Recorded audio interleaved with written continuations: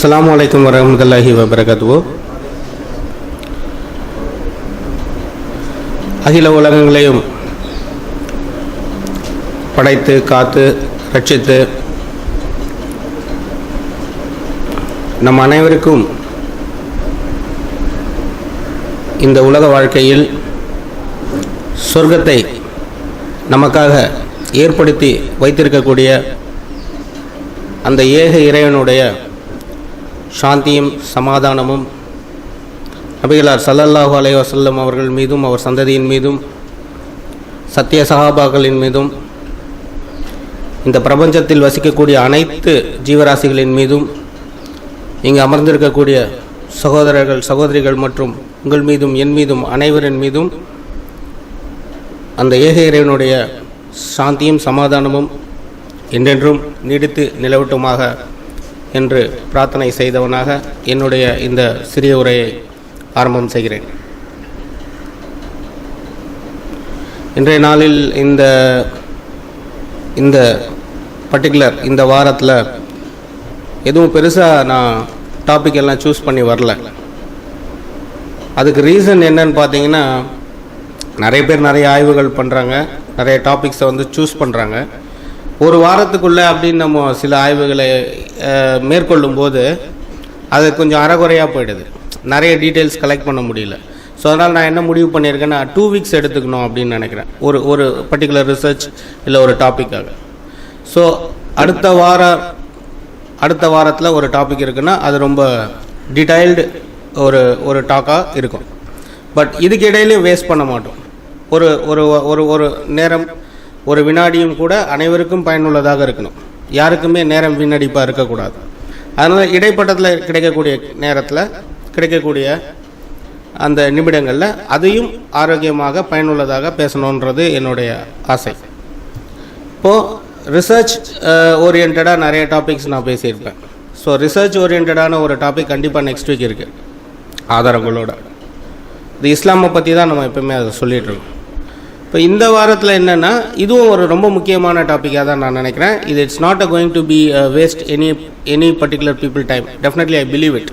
நான் நம்புகிறேன். அது என்னென்னா ஒரு சாதாரண விஷயம்தான். நான் கொஞ்சம் அதிகமாக இப்போ பார்க்குறேன். என்னென்னா, அலட்சியம் என்னால் பார்க்க முடிகிறது. அது எப்படிப்பட்ட அலட்சியம் என்றால், அல் குர்ஆன் மீதும் அதன் சத்திய வசனங்கள் மீதும் இறை நம்பிக்கையின் மீதும் அதிகமான அலட்சிய போக்க என்னால் இப்போ சமீப காலங்களில் பார்க்க முடியுது. குறிப்பிட்டு சொல்லணுமா, இளைஞர்களிடத்தில் அதிகமாக பார்க்க முடியுது. இப்போ இங்கே இருக்கக்கூடிய இளைஞர்களை பார்க்கும்போது நான் ரொம்பவும் சந்தோஷப்படுறேன். ஏன்னா த பீப்புள் ஆர் கிஃப்டட். ரொம்ப அதிர்ஷ்டம் பண்ணவங்கன்னு என்னால் பார்க்க முடியுது. இங்கே இல்லாத இளைஞர்களையும் வெளியில் இருக்கக்கூடிய இதை பற்றி அறியாமல் இருக்கக்கூடிய இளைஞர்களையும் பார்க்கும்போது துரதிர்ஷ்டசாலிகளாக நான் நினைக்கிறேன். இன்னும் சொல்லப்போனால் பூர்வக்குடி இஸ்லாமியர்களை இப்போ நான் பணிபுரியக்கூடிய பணியில் இருக்கக்கூடிய அட்மாஸ்பியரில் கூட நான் ஒரு சில இளைஞர்களை பார்க்குறேன், 2-3 பேரை பார்க்குறேன். அவங்க பூர்வக்குடி இஸ்லாமிய இளைஞர்களாக இருக்கிறாங்க. பட் அவங்களுக்குள்ளே என்னென்னா, 5 வருஷம் ஓதுனேன் அப்படிங்கிறான் ஒரு இளைஞன்.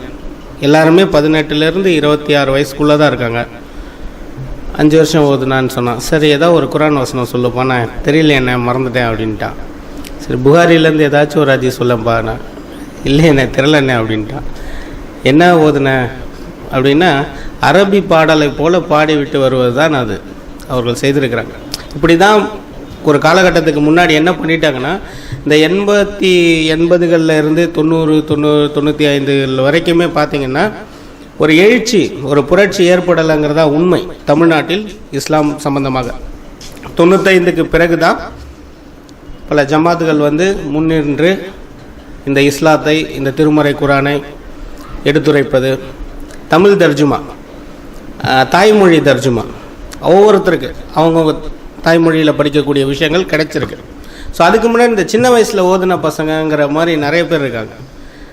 பூர்வக்குடி இஸ்லாமியர்கள்லே எனக்கு ஆச்சரியம் அளிக்கக்கூடிய விஷயம் இது. அப்போ நீ 5 வருஷம் என்னப்பா பண்ணான்னு கேட்டால், இல்லை நாங்கள் போவோம், அந்த வசனத்தை மனப்பாடம் பண்ணி அவர் என்ன பண்ணுவாங்க, இமாம் கிட்ட ஓதி காமிச்சிட்டு வந்துடுவாங்க. இப்படி தான் அந்த பசங்க பண்ணியிருக்காங்க. அப்போ அதனால் என்னென்னா, அவங்களுக்கும் அந்த அடிப்படை தெரியலை. இப்போ நீ தமிழில் தர்ஜுமா படித்தது இல்லையா, உனக்கு தாய்மொழினே அரபு, அப்போ அவங்களுக்கு உருதுக்காரர் கூட இல்லை, தமிழ் முஸ்லீம் பையனே தான். நீ இப்போ அந்த தமிழ் தர்ஜுமான்னு நான் பார்த்ததே இல்லை. என்னப்பா நீ ஓதுனங்கிற அது என்ன பண்ண அந்த டைமில் மனப்படம் பண்ணி ஒப்பிச்சு காமிச்சிட்டு வந்துடும், அவ்வளோதான். ஒப்பிச்சுட்டு வர்றது தான் பண்ணியிருக்காங்க. இப்போ நீ தமிழ் தர்ஜுமா இருக்கான்னா அவங்ககிட்ட தமிழ் தர்ஜுமா இல்லை. இந்த மாதிரி நான் 4-5 பேரை பார்த்துட்டேன்.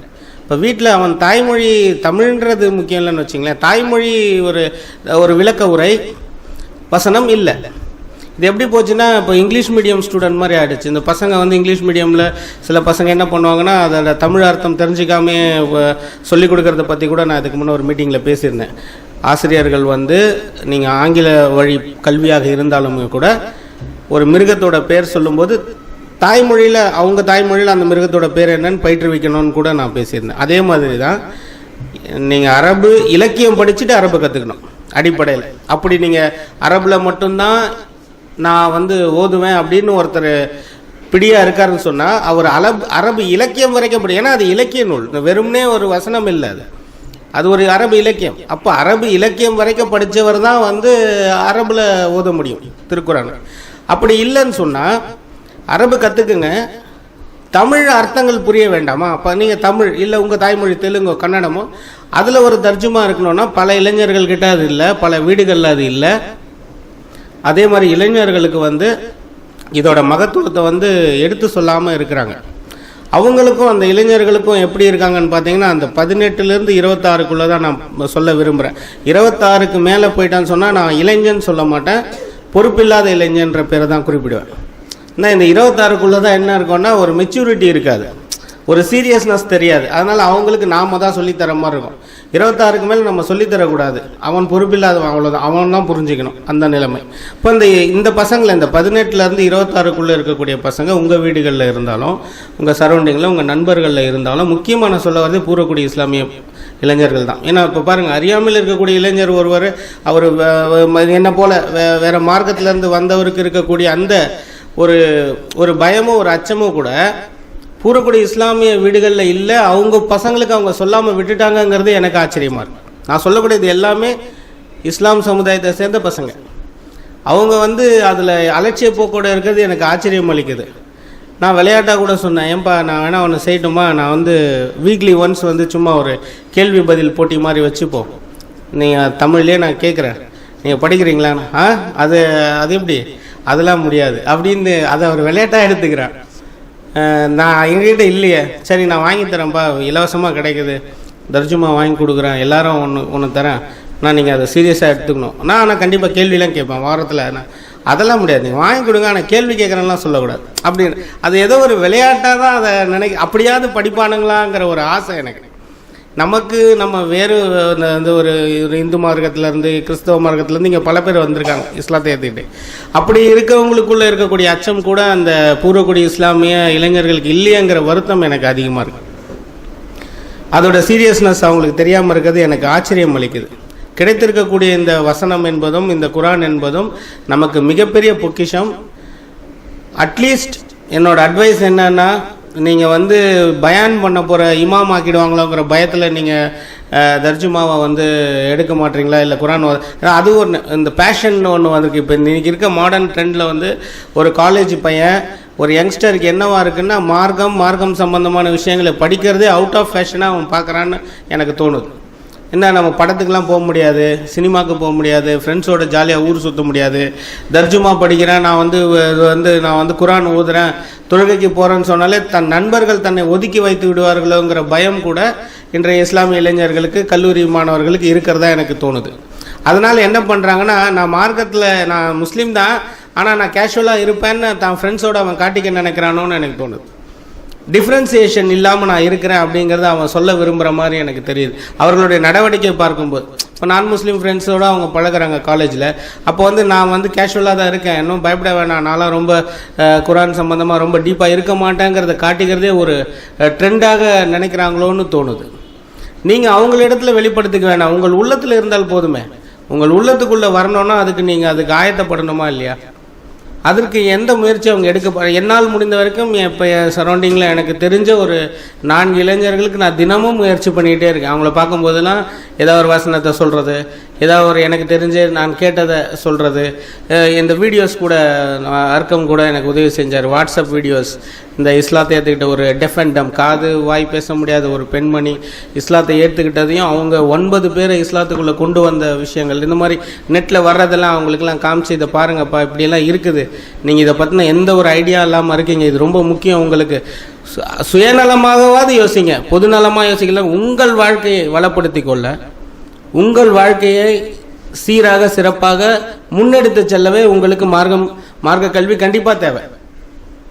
நீங்கள் நினச்சிட்டு இருக்க இந்த அல்ட்ரா மாடர்ன் சொசைட்டியில் இருக்கக்கூடிய எதுவுமே உங்களுக்கு நிரந்தரமற்றது. இதை நீங்கள் எழுதி வச்சுக்கோங்க. இன்றைக்கி இருக்கிற ஒரு டெக்னாலஜி என்கிட்ட இருக்குன்னு சொல்லி ஒருத்தன் இன்றைக்கி வச்சுருக்க ஒரு ஆண்ட்ராய்டு செல்ஃபோன் 2 மாதத்துக்குள்ளே பழசாகிட்டுருக்கு. உலகம் அவ்வளோ வேகத்தில் போயிட்டுருக்கு. உங்களை விட அடுத்த வருஷன் ஒருத்தன் வாங்கிட்டு அந்த ஃபோன் பழசுன்னு சொல்கிறான், அவங்க கண்ணு முன்னாடி நீங்கள் பார்க்குறீங்க. இன்றைக்கி 4Gன்னு சொல்கிறீங்க, அடுத்து ஒருத்தன் 7, 8ன்னு நிற்பான், அதே டெக்னாலஜி அட்வான்ஸ்டோட. ஸோ நீங்கள் அதுக்கு பின்னாடி வாழை பிடிச்சிட்டு போயிட்டுருப்பீங்க. ஆனால் கிட்டத்தட்ட 1400, 500 வருடங்களாக மாறாதது, மாற்ற முடியாதது என்றால் அது இஸ்லாமும் அதன் வசனங்களும் திருமறை குர்ஆனில் சொல்லப்பட்ட நெறிமுறைகளும் தான். அதை நீங்கள் கருத்தில் கொள்ளணும். இன்னைக்கு ஒரு அட்வான்ஸ் வெர்ஷன் சொல்லி இந்த குர்ஆனுக்கு போட்டியாக ஒன்றை கொண்டு வந்து விட முடியுமா என்றால் நிச்சயமாக முடியாது என்பதுதான் உண்மை. இப்போ அதோடைய மகத்துவத்தை நீங்கள் உணரணும். ஒரு நம்ம கையில் வச்சுருக்க ஒரு ஆண்ட்ராய்டு ஃபோனே நம்மளால் ஒரே வெர்ஷனை பர்மனெண்ட்டாக ஒரு 2 மாதத்துக்கு மேலே வச்சுருக்க முடியல. அதில் வெர்ஷன் வந்துகிட்டே இருக்குது. ஒரு லேப்டாப் யூஸ் பண்ணுறீங்க, ஒரு கம்ப்யூட்டர் யூஸ் பண்ணுறீங்க, அதோட ஓஎஸ் மாறிட்டே இருக்குது. விண்டோஸ் 2003, 4, 6, 7 இப்போ 10 அப்படின்னு போயிட்டுருக்கு இல்லையா? இங்கே இருக்க பார்க்கக்கூடிய இளைஞர்களுக்கு டெக்னிக்கல் லெவலில் உங்களுக்கு புரியணுன்றதுக்காகவே சொல்கிறேன். நீங்கள் யூஸ் பண்ணுற எம்எஸ் ஆஃபீஸ் இன்றைக்கி 13 வரைக்கும் மாறி இருக்குல்ல. அப்போ ஒரு சாஃப்ட்வேரில் எத்தனை வெர்ஷன் மாறிட்டு இருக்குது, ஒரு டெக்னாலஜியில் எத்தனை மாறிட்டு இருக்குது, 3D HDன்னு போயிட்டு இருக்குது. ஸோ உங்களிடத்தில் நீங்கள் அனுபவிக்கக்கூடிய எல்லாத்துலேயுமே ஒரு சேஞ்ச் ஓவர் வந்துட்டு இருக்கும்போது இந்த குர்ஆனை மட்டும் மாற்ற முடியலையே, இது அப்படியே இருக்கு. ஏன் இதை பின்பற்றுறாங்கிறத நீங்கள் சிந்திச்சு பார்க்கணும். என்னன்னா, இதுதான் உங்களுக்கு மறுமையை கொடுக்கக்கூடிய ஒரு மிகச்சிறந்த வழி, நெறி, சத்திய மார்க்கம். இதை விட்டுட்டு நீங்கள் கண்ணை விற்று சித்திரம் வாங்குவதை போல, குருடனாக இருந்து சித்திரத்தை எப்படி ரசிக்க முடியாதோ அதே போல வாழ்க்கையில் உங்களிடம் குர்ஆன் இல்லை என்றால், உங்களிடம் மார்க்கம் இல்லை என்றால், வேறு எது இருந்தும் பயனில்லை என்பதுதான் முக்கியம். அந்த நேரத்தில் உங்களுக்கு பணம் இருக்கலாம், பொருள் இருக்கலாம், எண்ணிய அனைத்தும் உங்களுக்கு கிடைக்கப்பட்டிருக்கலாம். ஆனால் சொர்க்கத்தில் நுழைய முடியாது என்பதை மனதில் கொள்ள வேண்டும் இளைஞர்களே. அப்படி என்னதான் இருக்கு அப்படிங்கிறதுக்காகவாவது வாசிச்சு பாருங்க. ஏன் சொல்றேன்னா, அடிப்படை கூட இல்லை. அதுதான் எனக்கு ஆச்சரியம் அளிக்குது. என்ன இருக்குன்னா தெரியும். ஒரு இளைஞர் கேட்கிறாரு, எப்படிங்க இருக்கும் அது அப்படின்னு கேட்டாரு. நான் சொல்றது உண்மை, நான் சொல்வது சத்தியம்.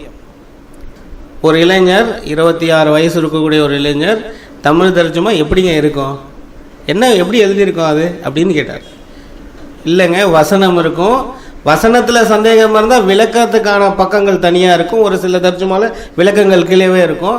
அப்போ அந்த வசனம் புரியாத மாதிரி இருந்தால் நம்ம அந்த விளக்கத்தை படித்து அது எந்த நேரத்தில் எப்பொழுது அருளப்பட்டது, எந்த காரணமாக இப்படி சொல்லப்பட்டிருக்கிறது, சில இலக்கிய வார்த்தைகளுக்கு இப்போ ஹாரூத், உதாரணத்துக்கு ஹாரூத் மாரூத் அப்படின்னு வருதுன்னா அந்த இடத்துல அந்த வசனத்தில் ஹாரூத் மாரூத் இந்த மனித சைத்தான்கள் குழப்பம் விளைவிக்கவில்லையா அப்படின்னு ஒரு வசனம் இருக்குன்னா, ஹாரூத் மாரூத்னா என்னென்ற ஒரு விளக்கம் அதோட கடைசி பக்கம். இதெல்லாம் உங்கள் தமிழ் தர்ஜுமாலே, உங்கள் தாய்மொழி தர்ஜுமாலே உங்களுக்கு விளக்கமாக சொல்லப்பட்டிருக்கு. இன்னும் பல விஷயங்கள் இருக்குது. கியாமத் நாள் இப்படிலாம் வருது இல்லைங்களா?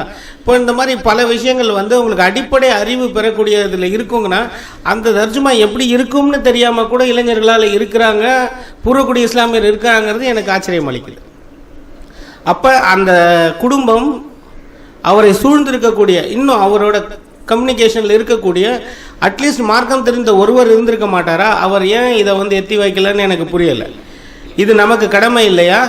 உங்களுக்கிடம் ஒரே ஒரு இறை செய்தி கிடைத்தாலும் அதை மற்றவர்களுக்கு எடுத்து சொல்லுங்கள்னு ரசூலுல்லாஹி அலைஹி வஸல்லம் சொல்லியிருக்காங்களே, அதையும் கூட நாம் செய்யறது இல்லையா? அப்போ மாற்று மத சகோதரர்களுக்கு தான் இஸ்லாமை எடுத்துரைக்க வேண்டி இருக்குன்னு நான் நினைச்சிட்டு இருந்தேன். ஆனால் பூர்வக்குடி இஸ்லாமிய இளைஞர்களுக்கே பல பேருக்கு சொல்ல வேண்டி இருக்குங்கிறது தான் எனக்கு கடந்த சில வாரங்களாக எனக்கு கிடைக்கப்பெற்ற ஒரு விஷயம். இப்போ அவர்களுக்கும் நம்ம சொல்லணுங்கிறது எனக்கு தோணுது. இது இப்படியே மாற்று மத சகோதரர்கள் எடுத்து சொல்வது என்பதை மட்டுமே கருத்தில் கொள்ளாமல் இன்று மார்க்கத்தில் இருக்கக்கூடிய இஸ்லாமில் இருந்துக்கிட்டே இது தெரியாமல் இருக்கக்கூடிய இளைஞர்களுக்கும் எடுத்து சொல்ல வேண்டியது நம் கடமையாக இருக்கிறது. உங்கள் கான்டாக்டில் உங்கள் ஃபேமிலியில் அப்படி இருந்தால் கூட அந்த இளைஞன் இதை ஒரு இன்னைக்கு இருக்கிற ட்ரெண்டுக்கு இது ஒத்து வராதுன்னு நினச்சா கூட please people think this is very important. தயவு செஞ்சு சொல்கிறேன், பிடிக்கலனா கூட என்ன இருக்குன்னு தெரிஞ்சுக்கிறதுக்காக படித்து பாருங்கள். கண்டிப்பாக என்னுடைய நம்பிக்கை இருக்குது, அல்லாஹ் நாடினால் உங்களுக்கு இதன் மீது பற்று ஏற்படும். நான் கூட ஆரம்பத்தில் ஆய்வுக்காக தான் இந்த குரானை எடுத்து படித்தேன். நான் ரொம்ப கர்வம் கொண்டவனாக இருந்தேன். இந்து மதத்தில் நான் இருக்கும்போது எல்லாமே சயின்ஸ், எல்லாமே அறிவியலுக்கு பின்னணியில் எதுவுமே இல்லை, இந்த உலகம் நம்ம ஏமாற்றுகிறது, ஏதோ ஒரு சக்தி இருப்பதாக அப்படி என்று சொல்லக்கூடிய ஒரு ஆணவம் கொண்டவனாகத்தான் நானும் கூட இருந்தேன், உங்களை மாதிரி உங்கள் வயசில். அப்போ எல்லாமே அறிவியல், இதற்கு பின்னணியில் எந்த சக்தியும் இல்லை அப்படிங்கிறத நிரூபிக்கணுங்கிறதுக்காக ஒரு ஆய்வு கட்டுரை எழுதணும்னு முடிவு பண்ணேன். அந்த ஆய்வு கட்டுரை எழுத முடிவு பண்ணதுக்காக ஆய்வில் ஈடுபட்டேன். அப்போ இந்து மத வேதங்கள், பைபிள் அப்படின்னு ஆய்வில் ஈடுபட்டு ஆல்மோஸ்ட் எனக்குள்ள ஒரு டவுட் கிரியேட் ஆகிட்டே இருக்குது, ஏதோ பவர் இருக்குமோ அப்படின்னு சொல்லிட்டு. இப்போ திருமறை குரானை வாசிக்கும் போது தான் தெரிந்தது, நீ டவுட்டே வேணாம், திஸ் இஸ் டிக்ளேர், இஸ்லாம் தான் சரியான மார்க்கம், இறைவன் இருப்பது உண்மை என்று ஏற்றுக்கொண்டேன். அதுக்கப்புறம் இதை நாங்கள் எப்படி வச்சுருக்கோம்னு சொன்னோன்னா, எங்கள் நெஞ்சுக்கு பக்கத்துலேயே வச்சுருக்கோம். அப்போ நீங்கள் எப்போ எடுத்து கொண்டு போய் உங்கள் நெஞ்சுக்கு பக்கத்தில் வச்சுக்க போகிறீங்க? இது உங்களிடம் மிக நெருக்கமாக இருக்க வேண்டியது எதுன்னா முதல்ல குரான் தான் நான் சொல்லுவேன். முதல்ல உங்களிடம் மிக நெருக்கமாக இருக்க வேண்டியது உங்களுடைய குரான். அதுக்கப்புறம் தான் இந்த உலக வாழ்க்கையில் மனைவி, மக்கள், உங்கள் சகோதரன், சகோதரி, நண்பர்கள் எல்லாமே. உங்களிடத்தில் மிக நெருக்கமாக இருக்க வேண்டிய குரானை அலட்சியப்படுத்தாதீர்கள் இளைஞர்களே. அதை எடுத்து ஓரம் வைக்காதீங்க, அதை எடுத்து பரன் மேலே வைக்காதீங்க, உங்கள் பக்கத்தில் வச்சுங்க. அட்லீஸ்ட் டெய்லி பார்க்கும்போதாவது ஏதாச்சும் புரட்டி பார்க்கலான்னு தோன்றும். உங்கள் அருகாமையில் வைத்துக் கொள்ளுங்கள் என்பது என்னுடைய தாழ்மையான வேண்டுகோள் என்று கூறி என்னுடைய இந்த உரையை நிறைவு செய்கிறேன். அஸ்ஸலாமு அலைக்கும். வாஹிர் தாவானா அல்ஹம்துலில்லாஹி ரப்பில் ஆலமீன்.